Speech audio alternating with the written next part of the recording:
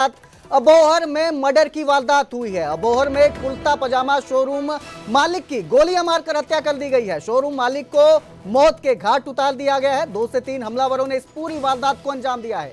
Firing के बाद हमलावर मौके से फरार हो गए हैं। अबोहर में काफी फेमस ये न्यू वाटर वियर वेल जो एक शोरूम है, वहां पर गोलियां चलाई गई है, कत्ल कर दिया गया है। बड़ी खबर इस वक्त की दे रहे हैं आपको। पंजाब के अबोहर में कुर्ता पजामा शोरूम मालिक की हत्या कर दी गई है। गोलियां मारकर मालिक को मौत के घाट उतारा गया है। आपको बता दें कि 2 से 3 हमलावरों ने इस वारदात को अंजाम दिया है। इस खबर पर ज्यादा जानकारी के लिए मेरे सहयोगी प्रदीप मेरे साथ जुड़े हैं। प्रदीप, ये जो वारदात हुई है बहुत बड़ी वारदात है। दिन दिहाड़े एक शोरूम के मालिक को मार दिया जाता है गोलियां मारकर। क्या अपडेट इस मामले में और आरोपियों के बारे में क्या पता चल रहा है? बिल्कुल कुलदीप, ये पंजाब के अबोहर की ये घटना है, ये वारदात है। जब शोरूम का मालिक जब दुकान पर अज्ञात हमलावर जो है शोरूम के बाहर पहुंचते हैं, इस दौरान जो है फायरिंग की जाती है। गाड़ी से निकलते ही शोरूम के ऊपर जो है ताबड़तोड़ जो गोलियां चलाई जाती है, जिससे मौके पर ही संजय वर्मा नाम के जो है व्यक्ति की मौत हो गई है, जो शोरूम का मालिक बताया जा रहा है। फिलहाल की घड़ी में मौके के वारदात को अंजाम देने के बाद हमला मौके पर हो गया है। तो दूसरी तरफ पुलिस के जो है उच्च अधिकारी हैं वो मौके पर पहुंचे हैं, जिनकी तरफ से इसकी जांच की जा रही है। फिलहाल इस बात का साफ नहीं हो पाई है कि ये हमला आपसी रंजिश को लेकर हुआ है या रंग को। एक पंजाब का एक नाम दर्जी जो कहा जा सकता है वीरवेल नाम के से। जी बहुत बहुत शुक्रिया इस तमाम जानकारी के लिए। तो आपको बता दूं, अबोहर में ये वो मर्डर की वारदात सामने आई है जहां पर गोलियां मारकर शोरूम के मालिक का कत्ल कर दिया गया है। और अब बात एसवाईएल से जुड़ी हुई। सीएम सैनी एसवाईएल को लेकर मीटिंग करेंगे। एसवाईएल पर अधिकारियों से मंथन किया जाएगा। अधिकारियों के साथ सीएम सैनी बैठक करेंगे। शाम 5 बजे एसवाईएल को लेकर सीएम की बैठक होगी। सीएम कैंप कार्यालय में सीएम की मीटिंग होगी। 9 जून को केंद्र की मौजूदगी में पंजाब हरियाणा की बैठक होगी। दोनों राज्यों के सीएम अपना पक्ष रखेंगे। उससे पहले आज सीएम की अधिकारियों के साथ मीटिंग है।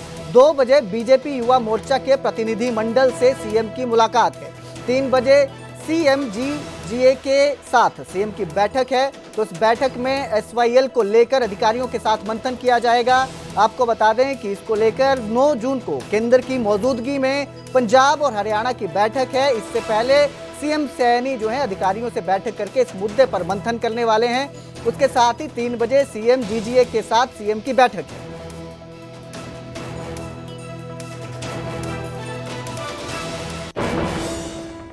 तो उधर पुलिस विभाग में बड़ा प्रशासनिक फेरबदल देखने को मिला है। 49 एचपीएस अधिकारियों के तबादले किए गए हैं। गृह विभाग की ओर से जारी किए गए हैं सारे आदेश जो हैं।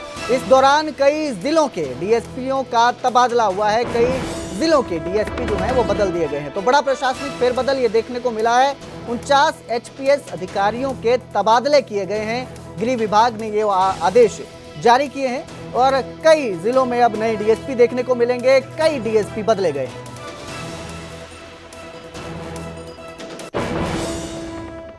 प्रदेश में 3 बीजेपी दफ्तरों का उद्घाटन होगा। कुरुक्षेत्र में गीता कमल दफ्तर का उद्घाटन किया जाएगा।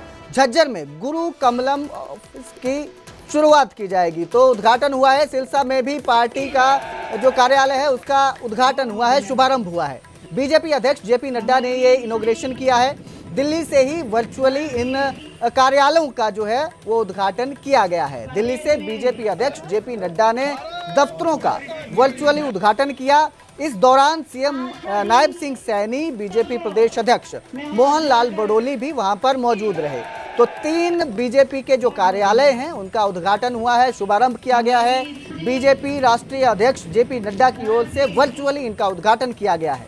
झज्जर में कमलम ऑफिस, गुरु कमलम ऑफिस, कुरुक्षेत्र में गीता कमल दफ्तर का उद्घाटन किया गया है। वहीं सिरसा में भी पार्टी कार्यालय का शुभारंभ किया गया है। सौभाग्य की बात है कि आज हमने अपने माननीय राष्ट्रीय अध्यक्ष के सानिध्य में आज अपने कार्यालय को सुचारू रूप से चलाने की जो हरी झंडी मिली है, और साथ में ये भी सीख मिली है कि हमारे कार्यकर्ता किस तरीके से संघर्ष के दिनों में से निकल के आज इस मुकाम पर पहुंचे हैं। कैसे हम लोग बिना कार्यालय के पेड़ के नीचे बैठ के, अपने घरों की छत पे बैठ के और धर्मशालाओं में बैठ के अपनी पार्टी के काम को बढ़ाते थे। दादरी में बृजभूषण शरण का सम्मान किया गया। बृजभूषण शरण का जवाब भी आया। शायराना अंदाज में विरोधियों पर उन्होंने निशाना साधा और कहा, इतने गहरे घाव कहां से आए होंगे, कभी उसने भी दोस्त बनाए होंगे। जो हम हैं, हमारी शराफत का परिचय हमारे इलाके में जाकर पूछ लेना। दरअसल बृजभूषण के दादरी आगमन से पहले फोगाट खाफ ने उनका विरोध किया। इसके बावजूद बृजभूषण वहां आए, बोंद कला गांव में गोल्ड मेडलिस्ट पहलवान रचना परमार को सम्मानित किया और विरोधियों पर निशाना साधा। इस दौरान उन्होंने शायराना अंदाज पर ये निशाना साधा है विरोधियों पर।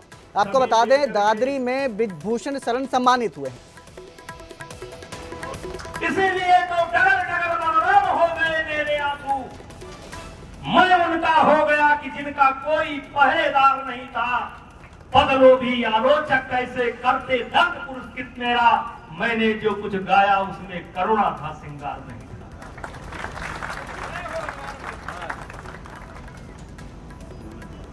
कोई भेदभाव नहीं होगा, गारंटी देता हूं। अब हरियाणा के किसी बच्चे के साथ भेदभाव नहीं होगा। योगेश्वर दत्त पहलवान आपका हाथ पकड़ करके गारंटी देता हूं। किसी बच्चे के साथ भेदभाव नहीं हो सकता। जात के नाम पर, प्रांत के नाम पर, धर्म के नाम पर, भाषा के नाम पर कोई भेदभाव नहीं हो सकता। इसलिए जो अच्छे बच्चे हैं तो खूब प्रैक्टिस करें, खूब प्रैक्टिस करें।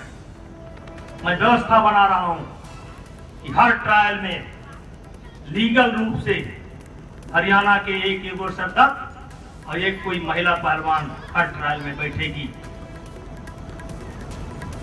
और अधिकार के साथ बैठेगी। क्योंकि हम जानते हैं ओलंपिक का मेडल, गोल्ड मेडल अगर कोई लाएगा तो हरियाणा का ही कोई सपूत लाएगा, क्योंकि हरियाणा के सपूतों के पास माताओं का आशीर्वाद है।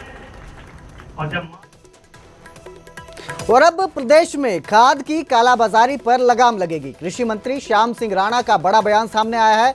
उन्होंने कहा, खाद वितरण को पोर्टल से जोड़ने की तैयारी में सरकार है। खाद वितरण को मेरी फसल मेरा ब्यौरा पोर्टल से जोड़ने का फैसला लिया गया है। किसानों को जरूरत के हिसाब से खाद मिल पाएगा। एक बार जब इस तरह की शुरुआत हो जाएगी, पोर्टल से जुड़ जाएगा, तो खाद की जो कालाबाजारी है उससे राहत मिलेगी। तो कृषि मंत्री श्याम सिंह राणा का यह बड़ा बयान सामने आया है। खाद वितरण को पोर्टल से जोड़ने की तैयारी में सरकार है, ऐसा उन्होंने बताया है। और खाद वितरण को मेरी फसल मेरा ब्यौरा पोर्टल से जोड़ने का फैसला लिया गया है।